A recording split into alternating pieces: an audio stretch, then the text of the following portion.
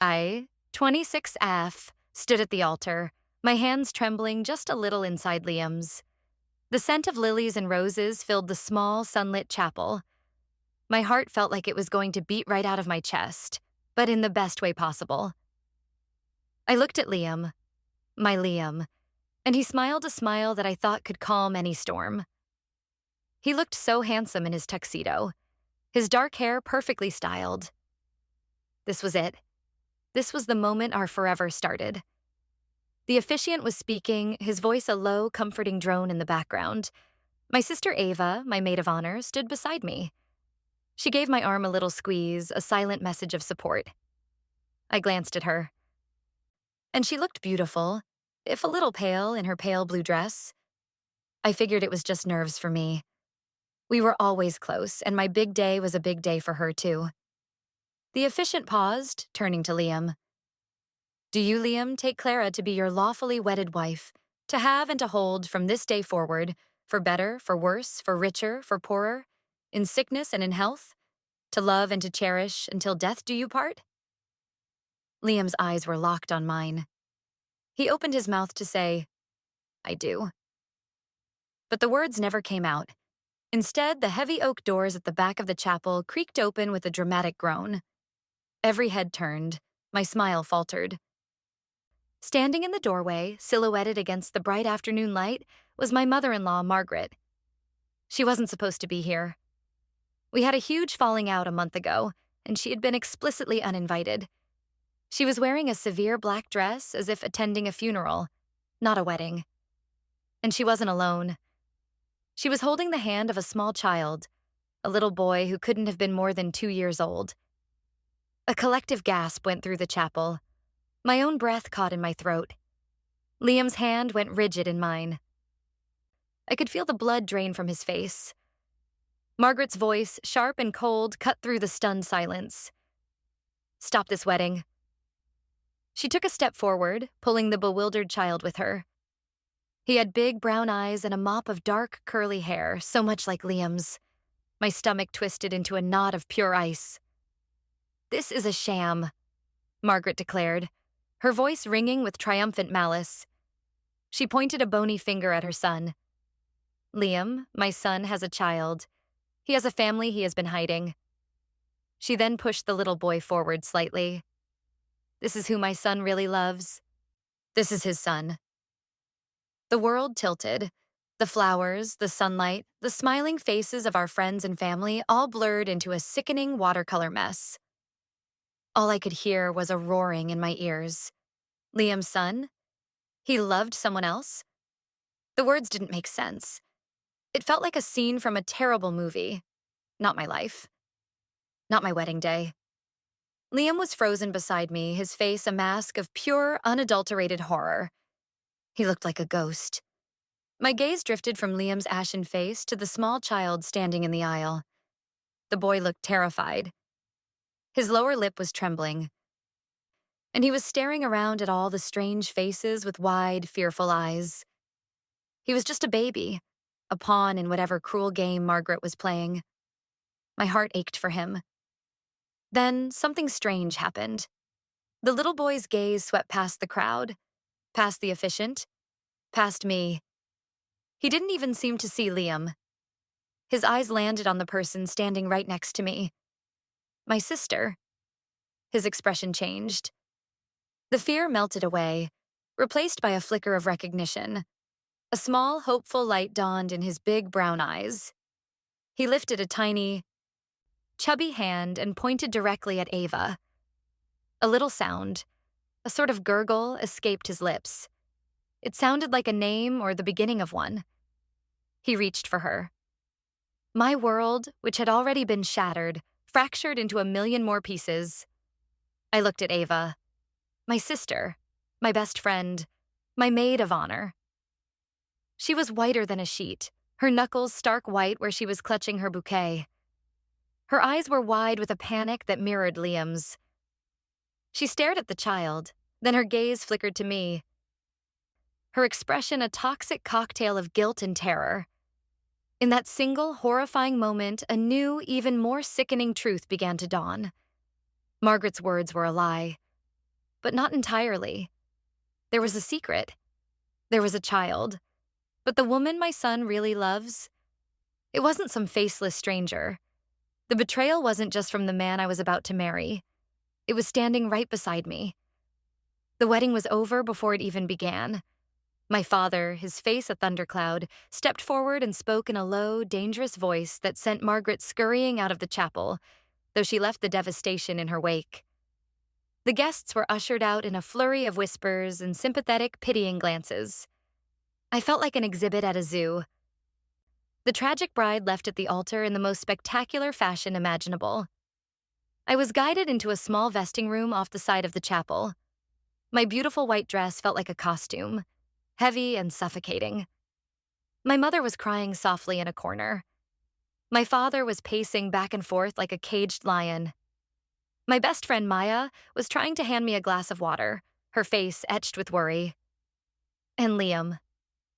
Liam was there too, slumped in a chair, his head in his hands. Ava was nowhere to be seen. She had apparently claimed to feel faint and was taken home by a cousin. Convenient. Clara, I am so sorry. Liam mumbled into his hands. I don't know what that was. My mother... She's lost her mind. She's always hated you. She did this just to hurt you, to hurt us. I stared at him, my mind strangely calm amidst the chaos.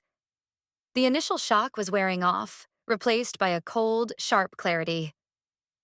She brought a child, Liam. A child who looks like you. Where did she get him?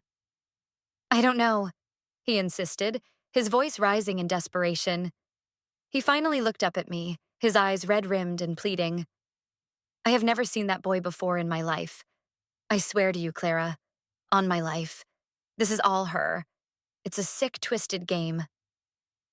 His denial was too fast, too frantic. It didn't ring true. But it wasn't his lie that held my attention. It was the other image, the one seared into my brain. The little boy reaching for my sister. Where is Ava? I asked, my voice flat. My mother sniffled. Your cousin took her home. The poor thing was about to collapse. This whole ordeal. Poor thing, I repeated, the words tasting like poison.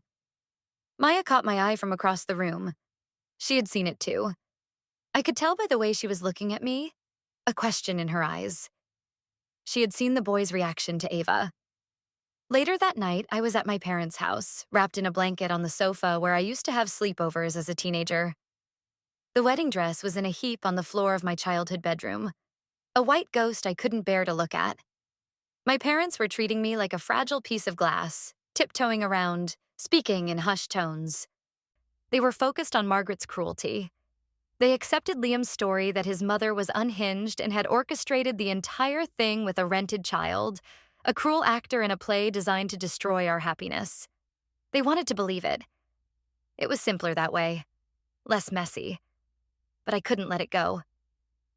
Did you see his face? I asked Maya over the phone, my voice a low whisper so my parents wouldn't overhear. The little boy's face when he looked at Ava?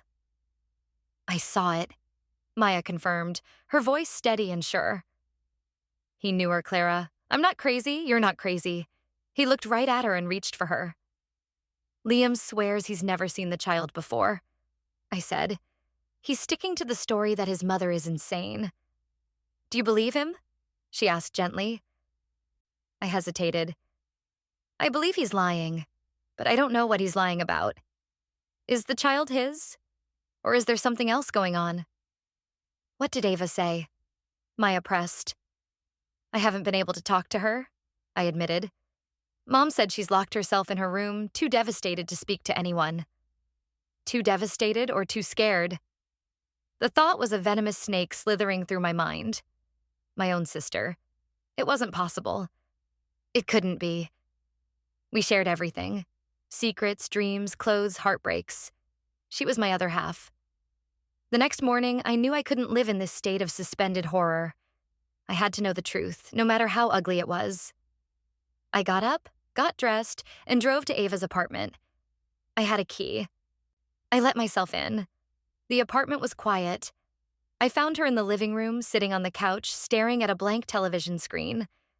She looked like she hadn't slept at all. Her eyes were puffy and red. She jumped when she saw me. "Clara, you should have called." "I wanted to see how you were," I said, my voice carefully neutral. I sat down in the armchair opposite her. "Yesterday was a lot." She burst into tears, a storm of dramatic heaving sobs. "It was a nightmare. That horrible woman. How could she do that to you? To all of us? Poor Liam, he must be beside himself." She was laying it on thick, playing the part of the wronged sister to perfection. But I wasn't buying it. "Ava," I said, cutting through her performance. "I have to ask you something, and I need you to be honest with me." She sniffled, wiping her eyes. "Of course, anything." "That little boy, in the chapel, he looked at you. He reached for you." I watched her face, every tiny muscle. "Why did he do that, Ava?" The color drained from her cheeks. The tears stopped as if a faucet had been turned off. She stared at me, her expression shifting from feigned sympathy to cold defensiveness. "What are you implying?" she asked, her voice suddenly sharp. "That I had something to do with that circus?" "Clara, that was your mother-in-law trying to destroy your wedding? Why are you attacking me?" "I'm not attacking you. I'm asking a question," I said, keeping my own voice level. It was strange. You have to admit that. "He was a scared little kid in a room full of strangers." She shot back, her voice rising. "He was probably just confused, reaching for the closest person. And you, in your grief, are turning it into some wild accusation against me? Your own sister?" She was good. She was very, very good. She twisted it, making me the villain. Making my pain the reason for my suspicion. Gaslighting me. "I can't believe you," she continued, standing up now, her hands on her hips. "My sister's wedding is ruined by a monster, and the very next day she comes to my home to accuse me of being involved. After all I've done for you." I felt a wave of dizziness. Was I wrong? Was I so destroyed by the betrayal that I was seeing conspiracies everywhere? Was I projecting this horror onto the one person I should be able to trust? No. My gut screamed at me. Maya saw it too. It was real. "I just need to understand, Ava," I said, my voice softer now, a different tactic. "There's nothing to understand," she snapped. "Liam's mother is crazy. End of story. Now, if you don't mind, I'd like to be alone. This has all been very traumatic for me too." She turned her back on me, a clear dismissal. I stood there for a moment, my heart pounding. She was hiding something. I was more certain of it than ever. I left her apartment, the conversation replaying in my head.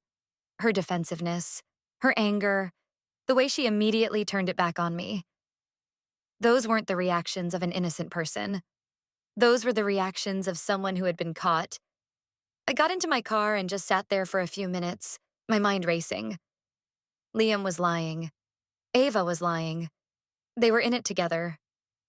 But what was it? I needed more than a gut feeling. I needed facts. I needed a timeline. My mind drifted back.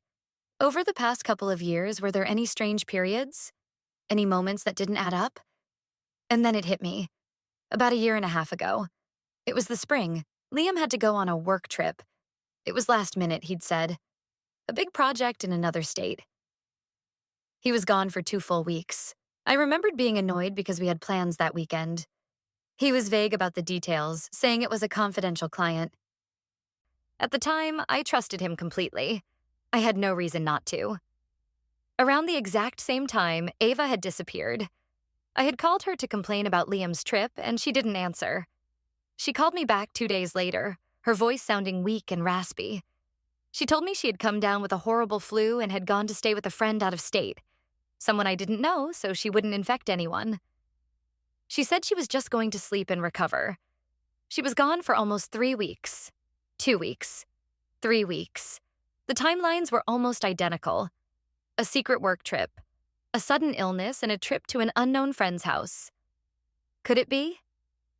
The thought was so monstrous, so deeply repellent that my body recoiled. My sister and my fiancé? It felt like a violation of the natural order of things. I needed to verify the dates. I drove home, my hands gripping the steering wheel so tightly my knuckles were white. When I got back to my parents' house, I went straight to my laptop. I scrolled back through my old calendars, my photo albums, my text messages. There it was. April, 18 months ago. An email from Liam. Hey babe, so sorry to do this, but that big project I mentioned is happening. I have to fly out tomorrow. I'll be gone for about 2 weeks. I'll miss you like crazy. Then a text message from my mom dated 2 days later. Have you heard from Ava? I've been trying to call her, but it goes straight to voicemail. I'm a little worried. And another text from Ava herself a day after that. Hey, sorry I've been MIA. Got a monster flu. Went to stay with my friend Jen in Hillsdale to recover. Didn't want to give it to anyone. I'm fine, just sleeping a lot. Talk soon. XO. Jen in Hillsdale. I'd never heard of a Jen in Hillsdale. I'd never heard of Hillsdale. The pieces were clicking into place, forming a picture so ugly I could barely stand to look at it. The little boy was about 2. He would have been born roughly 9 months after that trip. I felt sick to my stomach. I closed the laptop, a cold dread washing over me. This wasn't just a suspicion anymore. This was a theory, a plausible, horrifying theory with evidence to back it up. I had to talk to Liam again, but this time I wouldn't ask a general question. I would ask a specific one. I called him. He answered on the first ring, his voice desperate. Clara? Thank God. I've been calling you. Are you okay? Can we talk? I'm fine, I said, my voice devoid of any emotion. I have a question for you, Liam. Anything, he said eagerly. Do you remember that work trip you took in April, a year and a half ago? I asked. The one for the confidential client? There was a dead silence on the other end of the line. For a full 10 seconds, the only sound was his breathing. What? He finally stammered. What does that have to do with anything? Just answer the question, Liam, I said. Where did you go? I don't remember the exact details, he said, his voice now laced with panic. It was a work thing, Clara. Why are you bringing this up now? We should be focused on my mother and what she did. Where did you go? I repeated, my voice like ice. I went to a conference in Chicago, he said quickly. Too quickly. For the marketing department. A new lie. He was just piling them on top of each other. I didn't say anything. I just let the silence stretch. Let him stew in his own deceit. Clara, please, he begged. Don't do this. Don't let my mother win. She's poisoning you against me with her lies. It's funny, I said, my voice dangerously quiet. Because Ava told me she was sick with the flu that same week. She went to stay with a friend I've never heard of. What a coincidence, right? The sound he made was a choked gasp. He was caught. He knew he was caught. Clara, it's not what you think, he whispered, his voice cracking. I think it's exactly what I think, I replied, and I hung up the phone. I sat there, the phone in my hand, my heart a cold, heavy stone in my chest. The betrayal was real. It was deep, and it was rotten, and it involved the 2 people I thought I could trust most in the world. My anger was a slow burn, starting deep in my gut and spreading through my veins. They had made a fool of me. They had planned a wedding with me while raising a child behind my back. They had stood beside me, one ready to be my husband, the other my maid of honor, both of them living a colossal lie. And Margaret. She wasn't an unhinged lunatic. She was a co-conspirator. She knew. She must have known all along.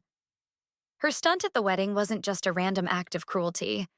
It was a calculated move. But what was her endgame? To force Liam to be with the mother of his child? Did she even know the mother was Ava? Or was that the part of the plan that had gone wrong? The questions swirled in my head. I needed more than a timeline and a couple of flimsy lies. I needed concrete proof. I needed to know everything. Where was the child, Leo, as Margaret had called him? Who was taking care of him? How had they kept this secret for so long? My grief was hardening into resolve. They weren't going to get away with this. They had humiliated me in front of everyone I knew. They had tried to break me, but they had underestimated me. I wasn't going to cry in a corner. I was going to find the truth. And then, I was going to make them pay. My first move was to try and find Margaret. She had disappeared after the wedding fiasco. I tried calling her, but her phone went straight to voicemail. I called Liam's father, a quiet, perpetually weary man named Robert who had always been steamrolled by his wife. He answered, his voice tired. Clara, I don't know what to say. I'm not looking for an apology, Robert, I said, my tone businesslike. I need to know where Margaret is, and I need to know where the child is. He sighed heavily. I don't know where she went.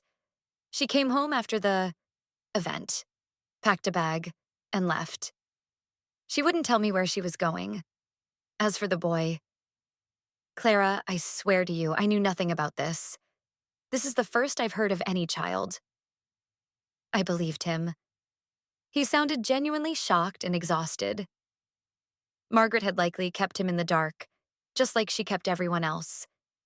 He was another victim of her manipulations in his own way. But did you ever hear her mention anything? I pressed. A secret? A grandchild?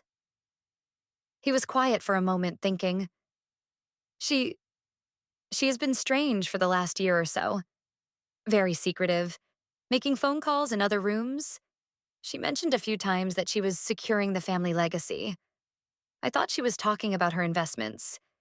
And she would make comments about you, that you weren't family material. That Liam needed someone who would give him a proper heir. A proper heir. The words sent a chill down my spine. This wasn't just about hating me. This was about control, about continuing her bloodline in a way she approved of. Thank you, Robert, I said. You've been more helpful than you know. I hung up, my mind racing. Margaret had been planning this, securing the family legacy. It was all starting to make a sick kind of sense, but I still didn't know where the child was. Margaret had him at the wedding, but she couldn't just keep a child in her handbag. He had to live somewhere. He had to have a life. My next call was to a cousin of Liam's, a woman named Sarah who had always been kind to me and who openly disliked her Aunt Margaret. We weren't close, but she had sent me a text after the wedding saying she was horrified and thinking of me. Sarah, it's Clara, I said when she answered. Oh, Clara, I'm so glad you called. Are you okay? I am just mortified by what my aunt did. She's a monster. I'm getting by, I said. I actually have a favor to ask. It's about your aunt. Anything, she said immediately. I've been wanting to take her down a peg for years. Did you ever hear her talk about a grandchild? A secret one? Sarah went silent for a beat.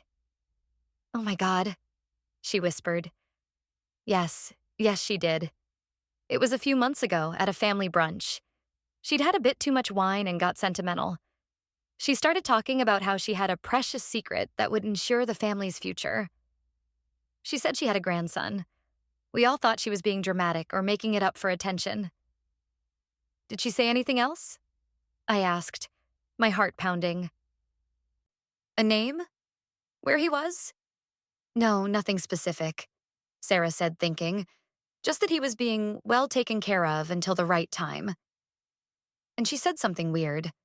She said, some mothers just aren't fit, you know. They need a guiding hand. We thought she was talking about you, making a nasty dig. A guiding hand. My blood ran cold. Margaret hadn't just known about the child. She had taken control. She was managing the situation.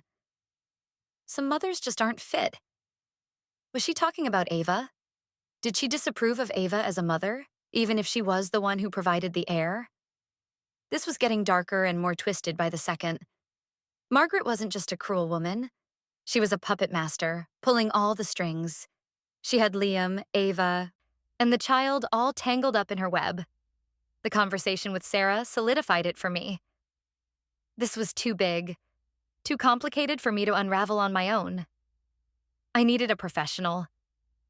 I needed someone who could find things I couldn't. I thought about the money, the thousands of dollars sitting in a joint account for our honeymoon in Italy. A trip that would never happen. The money I had painstakingly saved. A bitter smile touched my lips. It seemed fitting. The money for our future would now be used to uncover their past. The next day, I made an appointment with a private investigator. His name was Mr. Davies, a recommendation from a lawyer friend of my father's. He was a former cop with a no-nonsense demeanor. I sat in his small, tidy office, the air smelling of stale coffee and paperwork. I told him everything. The wedding, Margaret's dramatic entrance, the child, the boy's reaction to my sister, the suspicious timeline of Liam's work trip and Ava's flu, the strange comments Margaret had made about a secret grandson and securing the legacy. He listened patiently, taking notes on a yellow legal pad without saying a word. His expression was unreadable. When I was finished, I felt emotionally drained, as if I had relived the entire nightmare. He finally looked up, his gaze sharp and intelligent.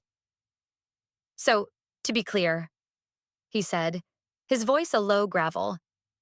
"You want me to find the child, confirm his parentage, and figure out the exact nature of the relationship between your ex-fiancé, your sister, and his mother?" "Yes," I said, my voice firm.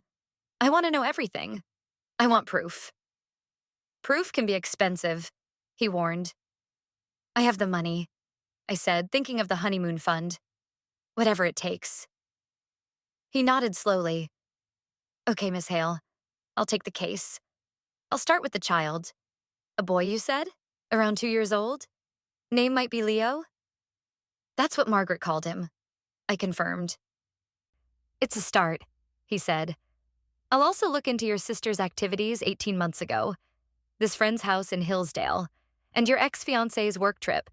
People who construct elaborate lies often leave a trail. You just need to know where to look."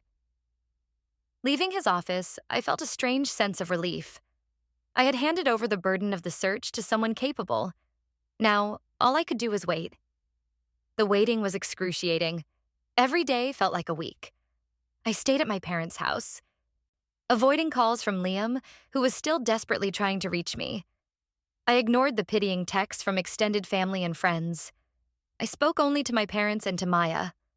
My parents were still in denial mode. They were furious with Margaret and Liam, but they refused to even consider the possibility of Ava's involvement. "Clara, honey, you're not thinking clearly," my mother said one evening, her voice full of gentle concern. "Ava is your sister. She loves you. She would never, ever do something like that. You're hurt and you're lashing out." "I'm not lashing out, Mom," I said, trying to keep my frustration in check. "I'm connecting the dots. The timeline fits. Her story about being sick doesn't make sense." The boy looked right at her. "It's a coincidence." My father insisted, his jaw tight. "A tragic, horrible coincidence. Don't destroy your relationship with your sister over a baseless suspicion." I realized then that I couldn't convince them. They were blinded by their love for Ava, by the idea of their perfect family. They couldn't face the ugliness of the truth. I would have to face it alone. A week later, Mr. Davies called. "I have something," he said, his voice flat. "It's not everything, but it's a significant piece." My heart leaped into my throat. "What is it?" "I found the town," he said. "Hillsdale. It's a small, unincorporated community about 3 hours north. Very quiet. I checked local records for your sister's friend, Jen. No one by that name lives there or owns property there." "So she lied about the friend," I said. It wasn't a surprise, but hearing it confirmed was still a blow. "That's not all," he continued. "I did a search for your ex-fiancé, Liam. He didn't go to Chicago, but I found a credit card transaction from him during that 2-week period. A charge for a motel. The Sleepy Hollow Inn. It's on the outskirts of Hillsdale. The air left my lungs. He was there? In the same small town where Ava claimed to be? Looks that way, Mr. Davies said. They weren't just in the same state. They were in the same tiny town at the same time, both lying about why they were there. I'm sending a man up there tomorrow to do some digging, see if anyone at the motel or in town remembers them. After I hung up, I felt a chilling certainty. This was it. The foundation of their lie. They had gone away together, to a secluded little town, to a cheap motel, to start the secret that would eventually blow up all of our lives. The image of them together, hiding away in some dingy motel room while I was at home. Missing Liam and worrying about my sick sister made me physically ill. The depth of the deception was breathtaking. This wasn't a one-night mistake. This was a planned, deliberate betrayal of the highest order. The anger was back, hotter and sharper than before. It burned away the last of my sadness. They didn't deserve my tears. They deserved consequences. A few days later, Mr. Davies called again. His man in Hillsdale had found something. The clerk at the Sleepy Hollow Inn is an older woman with a sharp memory, he explained. She remembers them, a young couple who checked in for 2 weeks, paid in cash, kept to themselves. She said the man, Liam, did most of the talking. The woman who fits your sister's description seemed quiet and under the weather. Under the weather. Of course. Morning sickness. Did she remember anything else? I asked, my voice tight. Just one thing, Mr. Davies said. She remembered them asking for directions to the nearest medical clinic, the Hillsdale Community Clinic. It's the only one for 30 miles. A clinic. My mind was racing. Why would they need a clinic? I'm already on it, Mr. Davies said, as if reading my thoughts. Getting medical records is tricky. It requires a subpoena, which we don't have. But sometimes smaller private clinics are less stringent, especially when there's no active legal case. I'm seeing what I can find out. The next 48 hours were the longest of my life. I felt like I was on the verge of a massive discovery, the final piece that would either confirm my worst fears or, by some miracle, prove them wrong. I tried to distract myself. I went for long walks. I tried to read. But my mind kept circling back to Hillsdale, to that motel, to that clinic. What had happened there? Then the call came. It was Mr. Davies. I have it, Miss Hale, he said. And for the first time, I detected a note of something other than professional detachment in his voice. It sounded like grim satisfaction. I have the proof. What is it? I whispered, my hand gripping the phone so hard it hurt. The Hillsdale Community Clinic. Your sister, Ava Hale, was a patient there during that 2-week period. I managed to get a copy of her visit summary from a cooperative source. And? I prompted, my heart hammering against my ribs. And, he said, his voice dropping slightly. The reason for her visit was a prenatal consultation, first trimester. The attending physician confirmed she was approximately 8 weeks pregnant. There it was, the final, undeniable, soul-crushing truth. 8 weeks pregnant. In a motel with my fiancé. I sank onto the edge of my bed, the world going fuzzy around the edges. I couldn't breathe. It was real. All of it. The affair, the pregnancy, the child. Leo. He was my nephew, and my fiancé's son. Miss Hale, are you there? Mr. Davies' voice sounded far away. I'm here, I managed to say. My own voice a stranger's. There's more, he said. I cross-referenced the birth records in that county and the surrounding ones for 9 months after that visit. I found him. A baby boy, Leo Hale, was born at a small hospital about an hour from Hillsdale. The mother is listed as Ava Hale. And the father? I choked out, already knowing the answer. The father's name was left blank on the birth certificate, he said. Smart of them, but it doesn't matter. We have the timeline. We have the motel. We have the clinic visit. We have the birth certificate. The picture is complete. The picture was complete. My life as I knew it was a lie, painted over with pretty colors to hide the rot underneath. My sister, the person I had loved and trusted more than anyone, had betrayed me in the most intimate and cruel way possible. And Liam, the man I was going to marry, was a monster of weakness and deceit. But the picture wasn't quite complete. There was still one more piece. Margaret. What about Margaret? I asked Mr. Davies. Where does she fit in? And where is the child now? That's the next phase, he said. Now that we've established the who and when, we need to find the how. How did they hide a child for 2 years? And where is he? My guess is Margaret is the key to that. Give me a few more days. Those few days were different.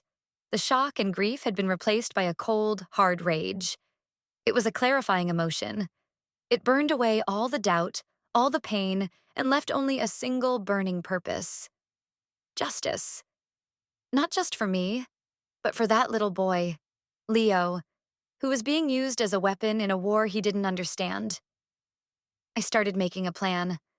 A simple confrontation wouldn't be enough. A tearful phone call wouldn't suffice. They had humiliated me publicly. Their exposure needed to be just as public. They had built their house of lies in the dark. I was going to turn on all the lights. While I waited for Mr. Davies's final report, I started thinking about the stage. Where would this final act play out? A family dinner. It was perfect. My parents had been pushing for one, a way to come together and support each other in the wake of the tragedy. They wanted me and Ava to talk, to clear the air, to mend the misunderstanding. It was a stage built for drama. And I was about to become the director. I told my mother I agreed. You're right, Mom, I said, my voice sweet and conciliatory. We do need to talk, all of us. Why don't you invite Ava over for dinner on Saturday? And you know what? I think we should invite Liam and his parents too. It's time we all got in a room and sorted out this horrible mess once and for all. My mother was overjoyed. Oh, Clara, that's so mature of you. I knew you'd see reason. This is the first step to healing. Healing. The word was a bitter joke. This wasn't about healing. This was about cauterizing a wound. Mr. Davies called on Friday afternoon, the day before the dinner. I found him, he said simply. Leo? I breathed. Yes, and I found the how, he said. It's even worse than we thought. Margaret didn't just know. She orchestrated the cover-up from the beginning. He laid it all out for me. After Leo was born, Ava couldn't take care of him. She had no money, no home of her own, and she wanted to maintain the fiction of her normal life so she could continue to be my sister. So Margaret stepped in. She found a private childminder, a woman who ran an unlicensed off-the-books daycare from her home in a town an hour away. Margaret has been paying this woman $2,000 a month. In cash for the last 2 years, Mr. Davies explained. She set up a secret bank account to funnel the money. I got the statements. The payments are like clockwork. $2,000 a month. That's where Margaret's money was going. Not to investments, but to hiding her secret grandchild. The minder was told that the child's mother was a troubled young woman from a wealthy family who couldn't be associated with the baby. He continued. Margaret posed as a benevolent grandmother, stepping in to manage the situation. She visited the child every other weekend, and sometimes she brought visitors. Liam and Ava, I said. It wasn't a question. Yes, he confirmed. I have security footage from a gas station across the street from the minder's house. It's grainy, but it's clear enough. Liam's car pulling up on 4 separate occasions over the past year. And on 2 of those occasions, your sister Ava gets out of the car with him. They go inside for about an hour, and then they leave. He had it all. The bank statements showing Margaret's payments, the photos of Liam and Ava visiting their secret child together, the birth certificate, the motel receipt, the clinic report.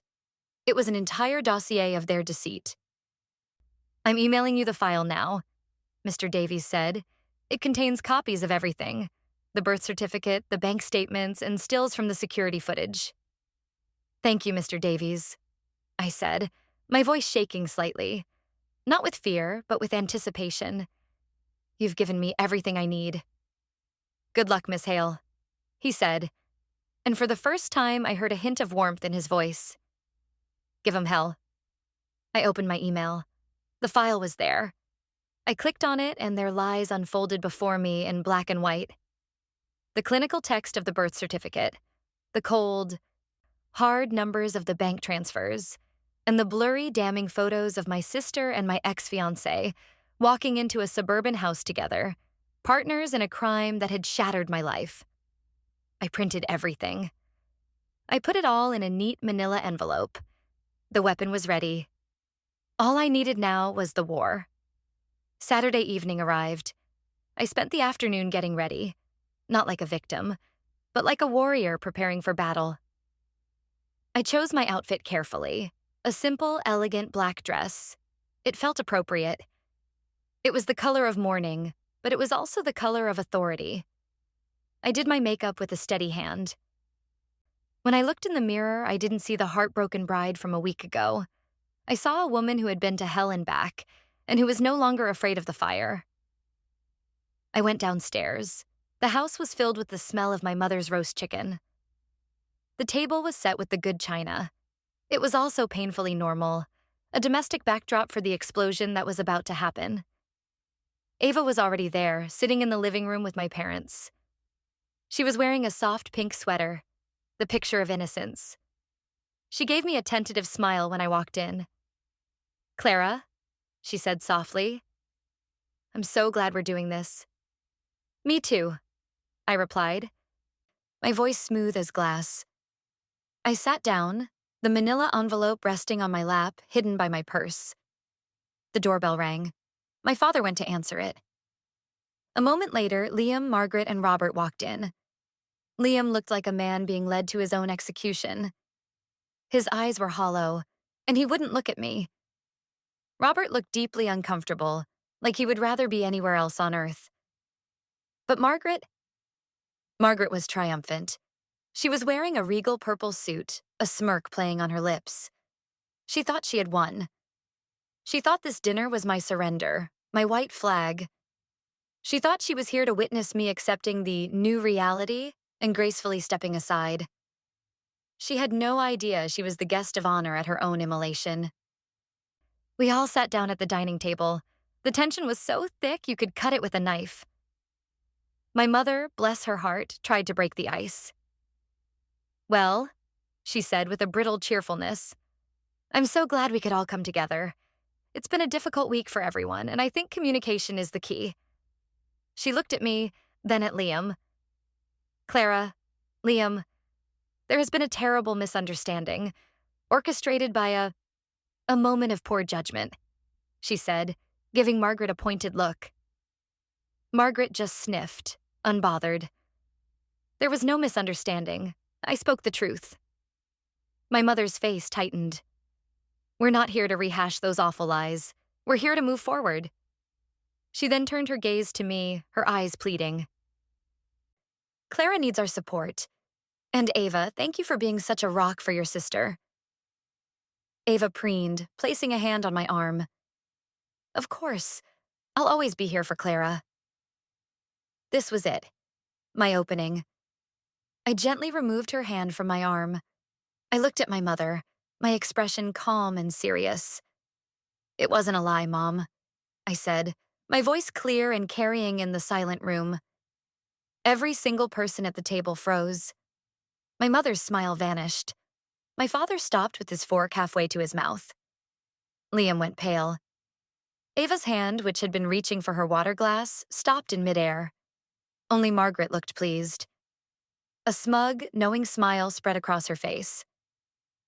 "Finally," she said, her voice dripping with satisfaction. "The girl sees reason. It's time to face facts. My son has a child, and he deserves to be with the mother of that child." Liam's head shot up. "Mom, stop it," he hissed, his eyes wide with panic. "Clara, don't listen to her. She doesn't know what she's talking about." Ava jumped in, her voice full of fake concern. Clara, you're still in shock. You're confused. You don't know what you're saying. I let their panicked denials hang in the air for a moment. Then I turned my gaze from my mother to Margaret. You're right about one thing, Margaret, I said, my voice dangerously soft. Liam does deserve to be with the mother of his child.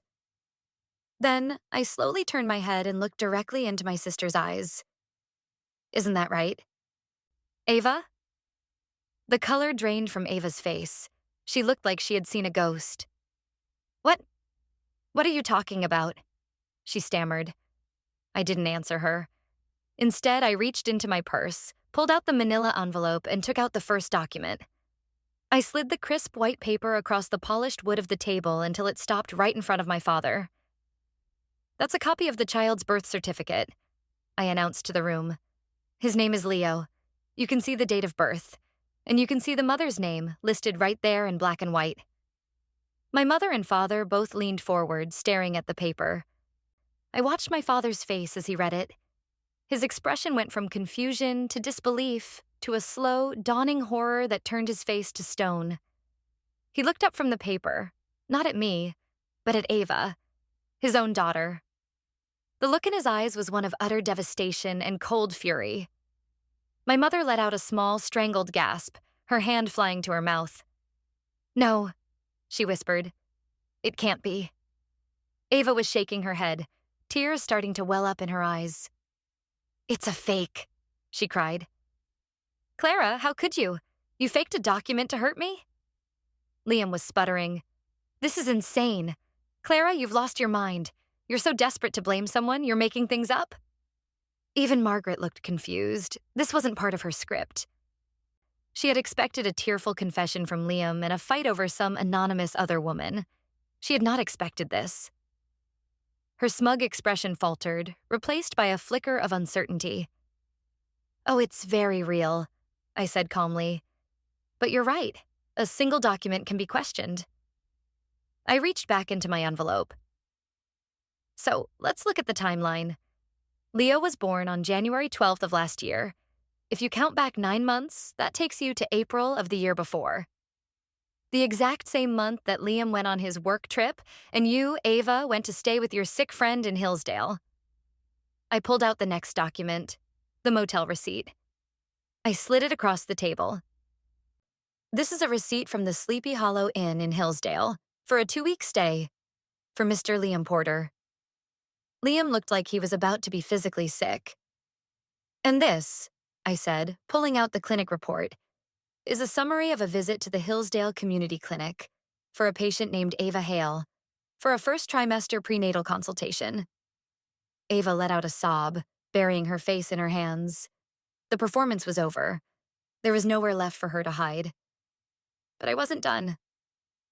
I looked at Margaret, whose face was now a mask of dawning panic. She was realizing her carefully controlled plan had just detonated in her face. You knew, didn't you, Margaret? I said, my voice like steel. You didn't just know about the affair. You helped them hide it. You managed the whole thing. That's a lie, she shrieked, her composure finally cracking. I would never. Then how do you explain this? I asked, pulling out the final pieces of my arsenal. I laid them on the table for everyone to see. The bank statements, showing the monthly $2,000 transfers from her secret account. And on top of them, I placed the grainy but clear photos from the gas station security camera. These are bank statements showing your payments to a private childminder for the past 2 years, I explained, my voice steady.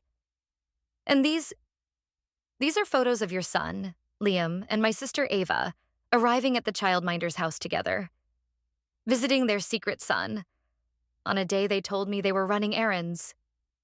The silence in the room was absolute. It was the silence of a bomb crater after the explosion. Everyone stared at the evidence laid out on the table, a feast of lies and betrayal served on my mother's good china. Liam was white as a sheet, speechless. Ava was sobbing uncontrollably, her shoulders shaking. Robert, Liam's father, was staring at his wife, Margaret, with an expression of pure, unadulterated disgust. And Margaret looked trapped. Her scheme to oust me and install a more suitable mother for her grandchild had backfired in the most spectacular way possible. She hadn't just exposed her son's infidelity. She had revealed that the other woman was from a good family, my family, and that she herself had financed the entire sordid cover-up. She hadn't secured a legacy. She had brought shame and scandal to her own doorstep. Finally, my father spoke. He hadn't taken his eyes off Ava. His voice, when it came, was terrifyingly quiet. "Get out," he said. He wasn't looking at me. He was looking at Liam, at Margaret, at Robert. "Get out of my house," he repeated, his voice gaining strength. Liam scrambled to his feet, knocking his chair over. He looked at me, his eyes pleading. "Clara, I can explain." "There's nothing to explain, Liam," I said, my voice cold. "You made your bed. Now you get to lie in it." Robert stood up and, without a word, grabbed his wife's arm and pulled her toward the door. She resisted for a second, her face a mess of fury and humiliation, but he was stronger. He dragged her out of the house. Liam, defeated, followed them like a lost dog. The door slammed shut. The three of us, my parents and I, were left in the wreckage. My mother was openly weeping now, but my father's gaze was still locked on his other daughter. He stood up and walked over to where Ava was still crying into her hands. "You," he said, and the single word was filled with so much pain and anger it made me flinch. "You are a stranger to me.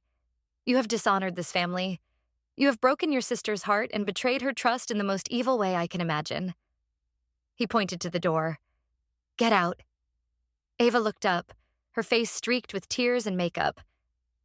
"Daddy, no," she begged. "Please, I'm sorry." "Sorry doesn't fix this," he said, his voice like flint. "You are no longer welcome in this house. You are no longer my daughter." He turned and walked out of the room, unable to even look at her anymore. Ava stared after him, her mouth open in shock. Then she looked at my mother, who just shook her head, tears streaming down her face. Finally, Ava's desperate, pleading eyes landed on me. I just stared back at her, my face a blank mask. I felt nothing. No pity, no sympathy, nothing at all. She had made her choice a long time ago, in a cheap motel room in a town called Hillsdale. Now, she had to live with it. She stood up, her whole body trembling, and stumbled out of the house, leaving behind the ruins of our family. I sat there at the table, surrounded by the evidence of my victory.